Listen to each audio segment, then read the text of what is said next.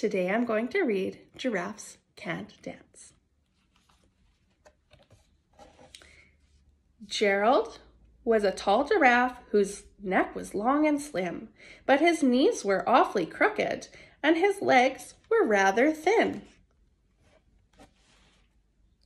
He was very good at standing still and munching shoots off trees, but when he tried to run around, he buckled at the knees.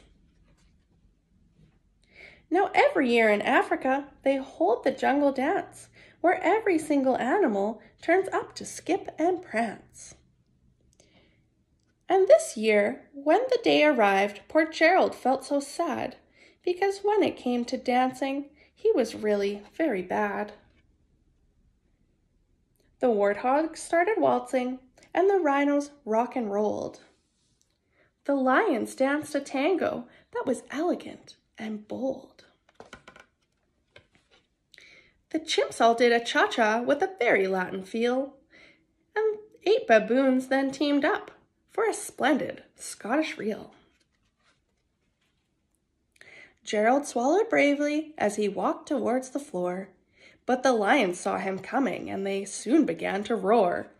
"Hey, look at clumsy Gerald," the animals all sneered. "Giraffes can't dance, you silly fool. Oh, Gerald, you're so weird."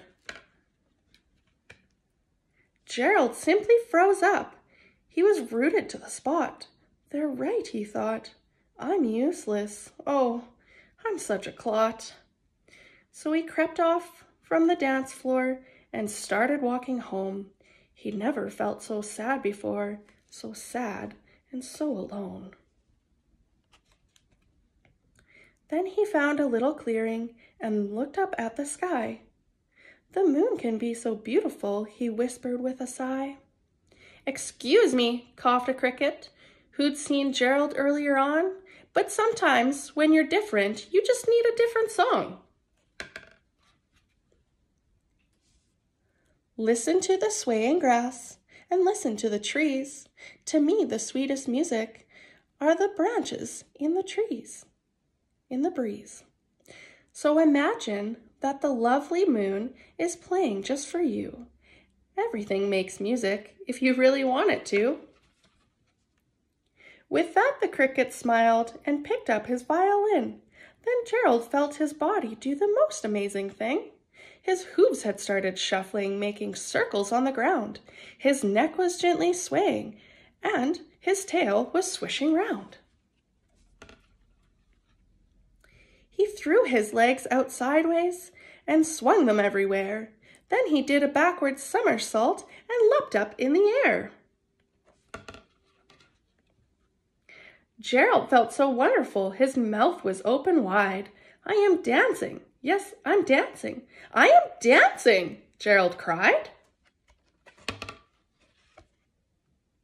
Then one by one, each animal who'd been there at the dance arrived while Gerald boogied on and watched him quite entranced. They shouted, "It's a miracle. We must be in a dream. Gerald's the best dancer that we've ever seen. How did you learn to dance like that? Please, Gerald, tell us how." But Gerald simply twirled around and finished with a bow.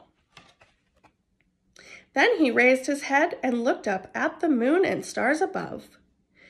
"We all can dance," he said, "when we find the music that we love."